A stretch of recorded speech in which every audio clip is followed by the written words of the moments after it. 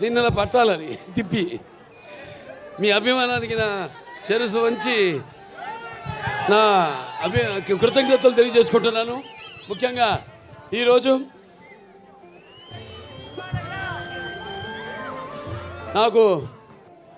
నన్ను ఈ పద్మభూషణ్ వరించిన సందర్భంగా ఇక్కడ హిందూపురంలో ఈ పౌర సన్మానం చేస్తున్నందుకు అంటే ఒక రకంగా నాకు రెండో పుట్టినిల్లు హిందూపురం, మా నందమూరి వంశానికి. హిందూపురం అంటే నందమూరి పురం. ఇక్కడ జరుపుకోవడం అన్నది ఒకటి. ముఖ్యంగా ఇక్కడ కార్యకర్తలు ప్రతి ఒక్కరు అంటే 10 లక్షల వాళ్ళు వెచ్చించిన వాళ్ళు ఉన్నారు ఈ యొక్క కార్యక్రమం కోసం. అలాగే 5 లక్షలు ఇచ్చిన వాళ్ళు ఉన్నారు, 1 లక్ష రూపాయలు ఇచ్చిన వాళ్ళు ఉన్నారు, అలాగే 50,000 ఇచ్చిన వాళ్ళు ఉన్నారు, 10,000 ఇచ్చిన వాళ్ళు ఉన్నారు, 1000 రూపాయలు ఇచ్చిన వాళ్ళు ఉన్నారు, అలాగే 50 రూపాయలు కూడా ఇచ్చిన వాళ్ళు ఉన్నారు. అందరికీ ఈ కార్యక్రమాన్ని ఇంత ఘన విజయం చేయడానికి వ్యయ ప్రయాసాలు కోర్చి ఈ కార్యక్రమాన్ని ఇంత అద్భుతంగా మా సినిమా కార్యక్రమం కంటే కూడా ఎంతో అద్భుతంగా నిజంగా చెప్పాలి. ఎందుకంటే ఇది మీరు జరుపుకుంటున్న పండుగ. అది నేను ఒక సంధానకర్తని భగవంతుడికి. మీకు నాకు పద్మభూషణ్ రావడం అన్నది అది మరి మీరందరూ కూడా దాన్ని మీ సొంతంగా భావించి ఎలాగైతే నందమూరి నాన్నగారు తర్వాత అన్నయ్య హరిష్ గారి తర్వాత నన్ను ఇక్కడ మీ వాడిగా మీలో ఒకటిగా మీ గుండెల్లో నాకు మీకంటే కూడా చెప్తాను, నా సంగతికి వస్తాను. నా గుండెల్లో సుస్థిరమైన శాశ్వతమైన స్థానాన్ని మీరందరూ ఏర్పరచుకున్నందుకు మీ అందరికీ నా హిందూపురం కుటుంబ సభ్యులందరికీ, హిందూపురం పుర ప్రముఖులకి, అలాగే హిందూపురం ప్రజానికానికి, అలాగే నా అభిమానులకి, కళాభిమానులకి, కళా పోషకులకి, అలాగే పాత్రికేయులకు, ప్రతి ఒక్కరు కూడా నా హృదయపూర్వక ధన్యవాదాలు తెలియజేసుకుంటున్నాను. అది నా పూర్వజన్మ సుకృతంగా భావిస్తున్నాను. భూషలు కావు భూరి మేయంగత తారహారముల్ భూషిత కేశ మృదు పుష్ప సుగంధ భూషలు కావు భూరి మయాంగత తారముల్ భూషిత కేశ మృదు పుష్ప సుగంధ జలాభిషేకములు భూషలు కావు భూషములిచ్చు పవిత్ర వాగ్భూషణమే భూషణము భూషణములు నశించు నన్నీయున్ అన్నారు. అంటే ఒక పద్మభూషణ్ ఇక్కడ ఎంతమంది నా శాసన మండలి శాసనసభ సభ్యులైతేనేమి, శాసన మండలి సభ్యులైతేనేమి, అలాగే లోకసభ సభ్యులైతేనేమి, రాజ్యసభ సభ్యులైతేనేమి, నా అందరున్నారు నా సహచర. అంటే వాళ్ళందరూ పలికిన ప్రతి మాట అంటే మీ అందరూ మాట్లాడినట్టే మేమంతా మీ ప్రతినిధులం, మీ సేవకులం. రామరాజ్యంలో డైలాగ్ ఉంది, ముందు ప్రజల్ని సేవించడం అని, ఆ తర్వాతే రాజు అని. సో మీ అందరికీ ఒక్కొక్కరికి మీరు మాట్లాడిన భూషలు కావన్నాను, నా భూషణములు ఏవైతే ఉన్నాయో అవి ప్రతి ఒక్కరికి ఇక్కడ విచ్చేసిన ప్రతి ఒక్కరు కూడా ఈ స్టేజ్ మీదకి వచ్చి మాట్లాడినట్టుగా నేను భావించుకుంటూ, మరి ముందుగా నాకు ధన్యమైన జన్మనిచ్చి నన్ను మీ అందరి గుండెల్లో ఆ మహానుభావుడికి స్వరూపంగా నిలిపినందుకు, మరి దైవాంశ సంభూతుడు విశ్వానికి విశ్వ నట రూపం ఎలా ఉంటుందో చూపించిన కారణ జన్ముడు, నా తండ్రి గురువు దైవమైన విశ్వవిఖ్యాత నట సార్వభౌమ పద్మశ్రీ డాక్టర్ నందమూరి తారక రామారావు గారికి ఈ సభాముఖంగా ఆయన్ని స్మరించుకుంటూ, వాగర్తో సంపర్తో వాగర్త పతిపతే జగతో పితరం ఉందే భారతీ పరమేశ్వరరావు అంటారు. అంటే శివ పార్వతులతో పోలుస్తారు. न गायत्रा परमंत्रम नमतु परदेवता न हरे परतस्त्राता नानृतात् पातकं परम यस्मात् पार्थिवदेह प्रादुर्पतन भुक्त यस्मात् पार्थिवदेह प्रादुपुत्रन भगवती गुरुना संतमांसी सहस्రం తస్మై సర్వజ్ఞ మూర్తే పిత్రే. సో ముందుగా పుణ్య దంపతులకు వాళ్ళ బిడ్డగా నన్ను పుట్టించినందుకు ఆ భగవంతుడికి నాకు కృతజ్ఞతలు తెలియజేసుకుంటూ, మరి వాళ్ళ పద్మభూషణ్ చాలామంది అన్నారు చాలా ఆలస్యంగా ఇచ్చారు మీకు అని. నేనన్నా కాదు సరైన సమయంలోనే ఇచ్చారు, అంత దైవలిఖితం. ఏది జరిగినా నా జీవితాలు అన్నీ కూడా సంఘటనలు కూడా అలాగే జరిగినాయి. నేను అటు cancer hospital Basavataraka Indo American cancer hospital research institute chairman అయితేనేమి, లేకపోతే ఇటు ఒక శ్రీరామరాజ్యంలో రాముడిగా వేయడం ఏంటి, వేషం వేయడం ఏంటి, అలా ప్రతిదీ నా జీవితంలో ఎంతో సారూప్యం. నా నిజ జీవితంలో సంఘటనలకి నేను సినిమాలు చేసిన పాత్రలకి ఎంతో సారూప్యం అలా కలిసి వచ్చింది నాకు. నేనన్నా లేదు ఇదే సరైన సమయం, ఎందుకంటే నాన్నగారిదేమో శత జయంతి జరుపుకున్నాం, ఆ తర్వాత నాకు వచ్చింది. ఆ తర్వాత నేను 3వ ఎమ్మెల్యేగా ఎన్నికయ్యాను, ఆ తర్వాత నాకు వచ్చింది. ఆ తర్వాత Basavataraka Indo American cancer hospital research ఇన్స్టిట్యూట్కి చైర్మన్గా 15వ సంవత్సరంలో అడుగుపెట్టాను మొన్న మార్చి నెలలో. ఆ తర్వాత నాకు వచ్చింది. అలాగే 4 సినిమాలు వరుసగా హిట్లో, అఖండ కానీ, లేకపోతే వీరసింహారెడ్డి కానివ్వండి, నెలకొండ భగవంత్ కేసరి కానివ్వండి, ఆ తర్వాత డాకు మహారాజు కానివ్వండి, 4 సినిమాలు హిట్ల తర్వాత దాని తర్వాత 50 సంవత్సరాలుగా హీరోగా ప్రపంచంలో ఎవడు లేడు. 50 సంవత్సరాలు హీరోగా మధ్యలో క్యారెక్టర్ ఆర్టిస్టులుగా దారి మరణమో అలా జరిగిందేమో కానీ వాళ్ళ క్యారియర్లో 50 సంవత్సరాలు హీరోగా నాకు నిలబడటానికి శక్తినిచ్చిన నా తెలుగు జాతికి నా కృతజ్ఞతలు తెలియజేసుకుంటున్నాను.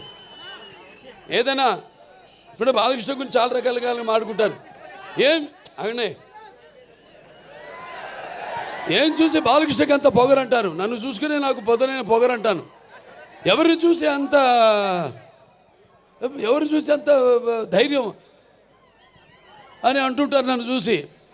అప్పుడు నేను అంటాను, బాబు నా ఏదైతే నిజస్వరూపంతో అదే నన్ను ఉసుగొల్పే ఒక విప్లవంగా అడుగడుగునా నేను నడుస్తానని నేను చెప్తుంటాను. అలాగే నా రీతి ఏంటి, ఇతనికి అన్నీ తెలుసా అంటారు నన్ను చూసిన వాళ్ళందరూ. నన్ను నేను తెలుసుకునే కంటే పెద్ద విద్య లేదని ఒక సవాలుగా నిలబడతాను. నా మాట సూటిగా ఉంటుంది, నా మాట ముక్కు సూటిగా ఉంటుంది, నా వీక్షణం తీక్షణం దర్శనమిస్తుంది. అలాగే నా తీరు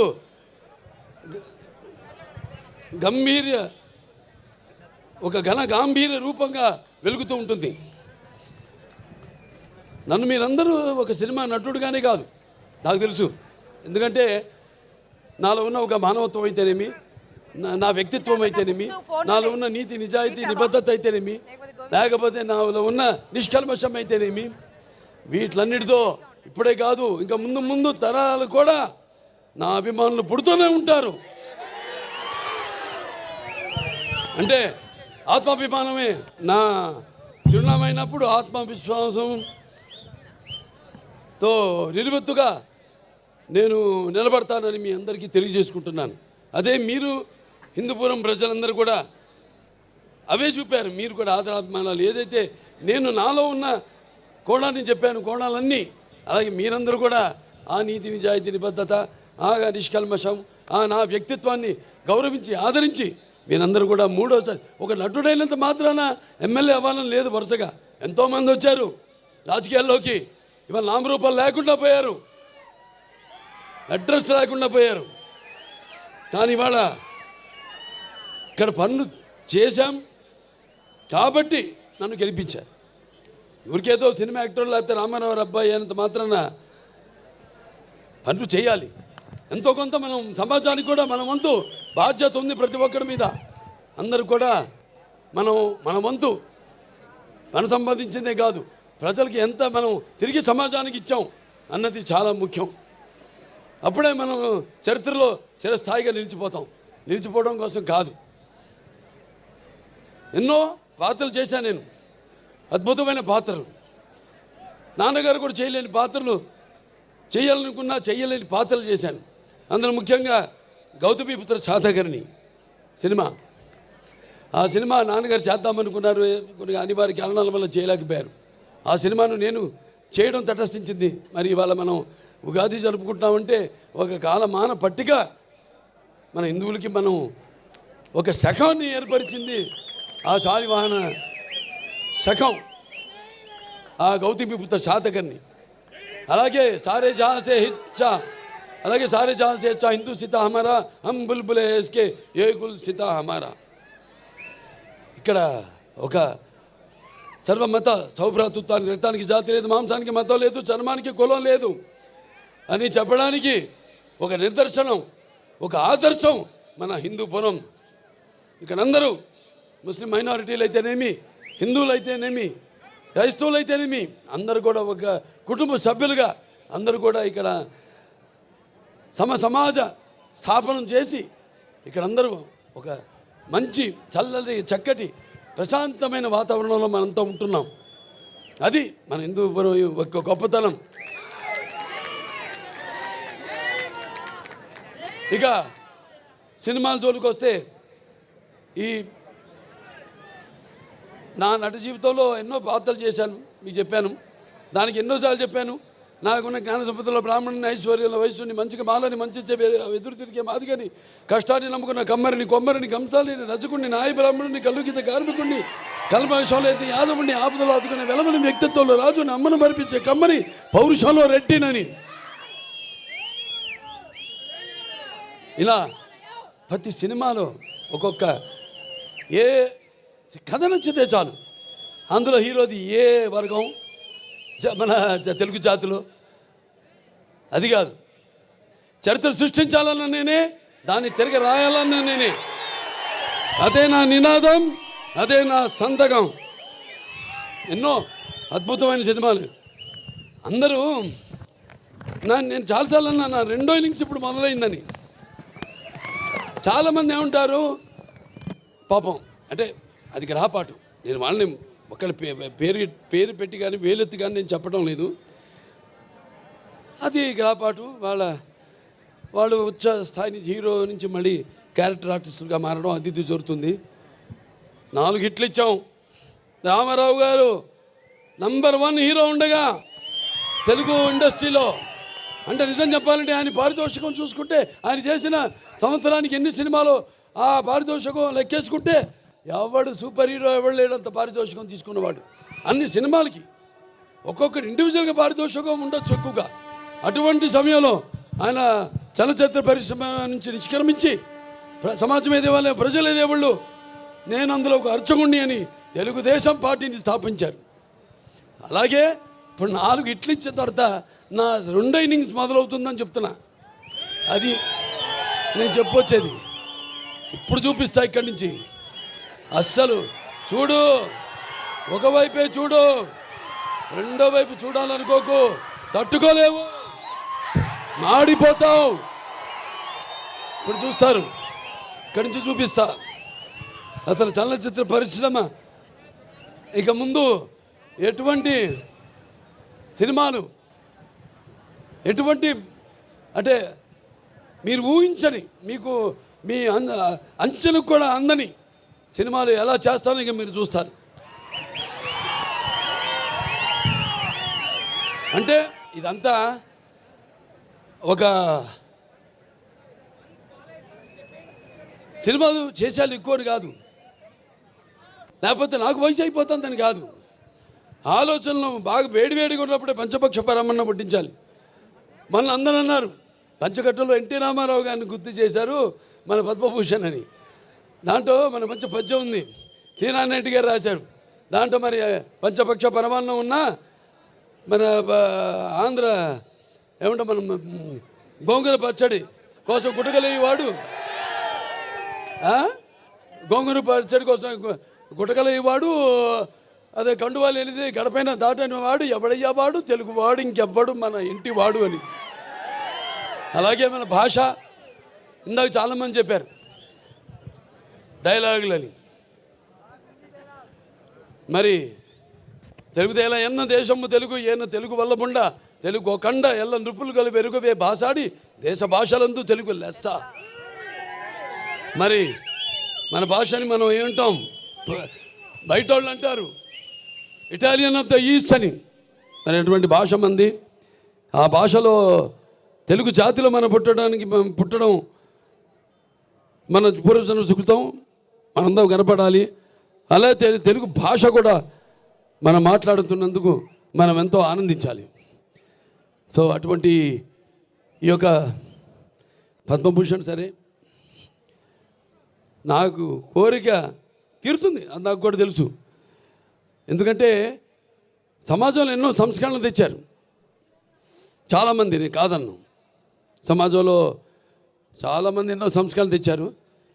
కానీ అవి కథల వరకు, లేకపోతే పుస్తకాల వరకు, లేకపోతే అవి నెరవేరకుండా ఉండే ఎన్నో సంస్కరణ కోసం ప్రయత్నించడం జరిగింది. కానీ ఒక ఎన్టీఆర్, నేను చెప్పాను ఎన్టీఆర్ అంటే కేవలం నందమూరి తారక రామారావు గారు కాదు. ఎన్ అంటే నటనాలయం, ఆయన ఇల్లే ఒక నటనాలయం. టీ అంటే తారమండలంలోని తారక ధ్రువ తారకుడు.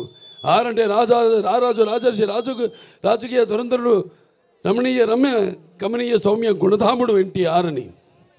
మరి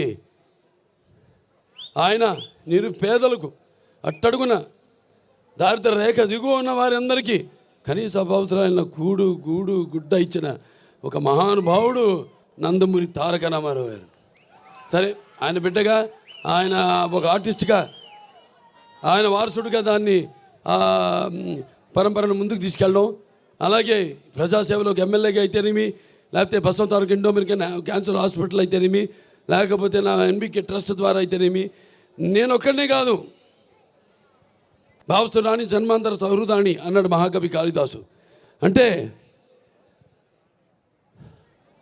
పూర్వజన్మలో మనకున్న పరిచయంతో ఈ జన్మలో ఒకరిద్దరిని మనం పొందగలుగుతాం ఆ వాసనతో. కానీ ఎన్ని వేల లక్షల కోట్ల మంది అభిమానులు పొందడం అంటే అది మరి ఏ రుణానుబంధమో, ఏ జన్మల అనుబంధమో, ఏ విడదీయలేని అనుబంధమో కదా అని నాకు అనిపిస్తూ ఉంటుంది.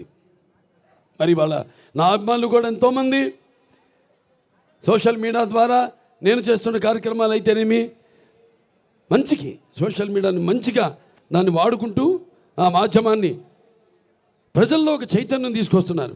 అలాగే ఎంతోమంది మన అనంతపూర్ జగన్ గారు ఉన్నారు, లేకపోతే గ్రంథాల చైర్మన్గా మా గౌస్మతి నాయన వీళ్ళ పుట్టినరోజు కూడా అనుకుంటా. ఇక్కడ గౌస్ భాయ్ తుమ్మే జన్మదిన ముబారకో, అల్లా తుమ్మే లంబీ ఉమర్ దే.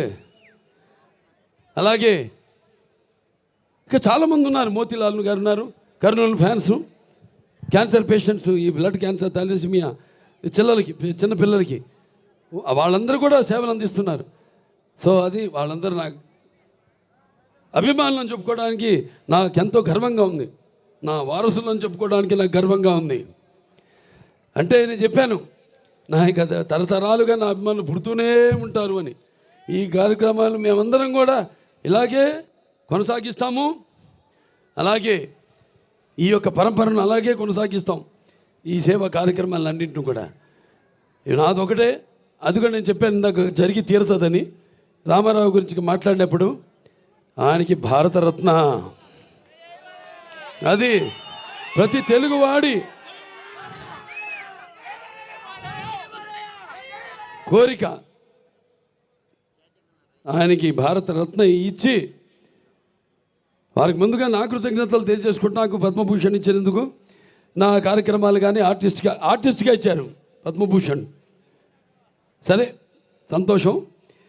కానీ రామారావు గారికి భారతరత్న ఇచ్చినప్పుడే వాళ్ళని గౌరవించుకున్నట్టని కేంద్ర ప్రభుత్వానికి తెలియజేసుకుంటూ, ముందు అతి త్వరిగతిలోనే రామారావు గారికి భారతరత్న ఇచ్చి తీరాలన్నది ప్రతి తెలుగువాడి కోరిక. మరి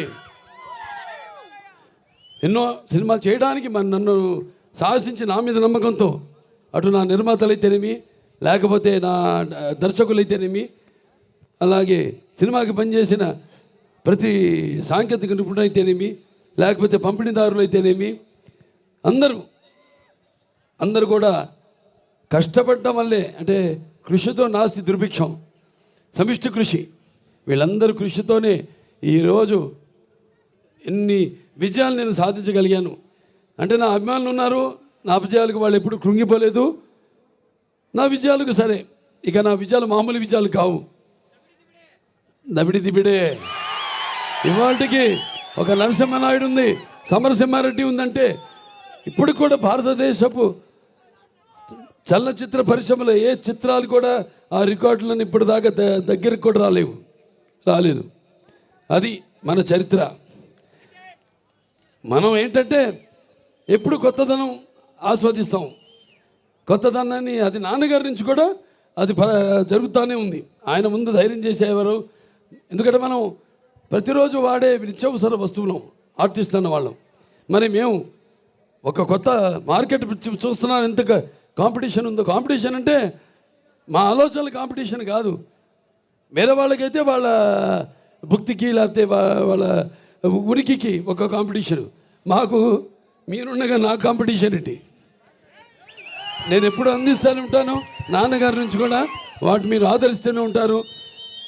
ఇవాళ మన తెలుగు చలచిత్ర పరిశ్రమ కూడా ఇవాళ పాన్ ఇండియా లెవెల్లో ఇవాళ మనకి మంచి గుర్తింపు తీసుకొచ్చారు చాలామంది. వాళ్ళందరూ కూడా ఒక కళాకారుడిగా, ఎందుకంటే ఇది కళలకి నాకు ఇచ్చిన అవార్డు కాబట్టి పద్మభూషణ్, వాళ్ళందరూ కూడా వాళ్ళు అందించిన సేవలకు కూడా నా కృతజ్ఞతలు తెలియజేసుకుంటూ మరొకసారి ఎన్నో కార్యక్రమాలు ఉన్నాయి, ఇంకా అభివృద్ధి చేయాల్సినవి. వచ్చిన సంవత్సరం లోపే 50 కోట్లు పెట్టి ప్రతి ఊళ్ళో కూడా టార్ రోడ్డు, అలా సీసీ రోడ్లు, డ్రైనేజీలు వేయడం, నిర్మించడం జరిగింది. ఈ ఎంజిఎం గ్రౌండ్ కూడా 2,20,00,000 రూపాయలు ఇండోర్ స్టేడియంకి శాంక్షన్ చేయడం జరిగింది. అతి త్వరలోనే దాన్ని కూడా పూర్తి చేస్తాం. ఇంకా ఎన్నో ఇక్కడ మన హిందూపూర్ టౌన్లో కూడా ఒక 92,50,00,000 రూపాయలు సీసీ రోడ్లు, వీటన్నిటిని కూడా ఇక చాలా ఉన్నాయి. ఇది అవన్నీ మాట్లాడుకోవాల్సిన విషయాలు కాదు. అయినా ఇంకా చాలా ఉంది చేయడానికి ఇక్కడ అని చెప్పడానికి యువతరానికి ప్రతినిధులు, నవతరానికి నాయకులు, భావితరానికి భారతదేశ మహాశక్తి మీ అందరూ కూడా పరిశ్రమలు తెచ్చి, నేను ఎందుకు అంటానంటే ఈ మాట, మీకు ఉపాధి కల్పించాలి. మీకు ఉపాధి కల్పించాలంటే పరిశ్రమలు రావాలి. కాబట్టి వీటన్నిటి మీద దృష్టి కేంద్రీకరించి అతి త్వరలో హిందూపురాన్ని మన రాష్ట్రంలోనే నంబర్ 1 నియోజకవర్గంగా తీర్చిదిద్దుతామని ఈ సభాముఖంగా తెలియజేసుకుంటూ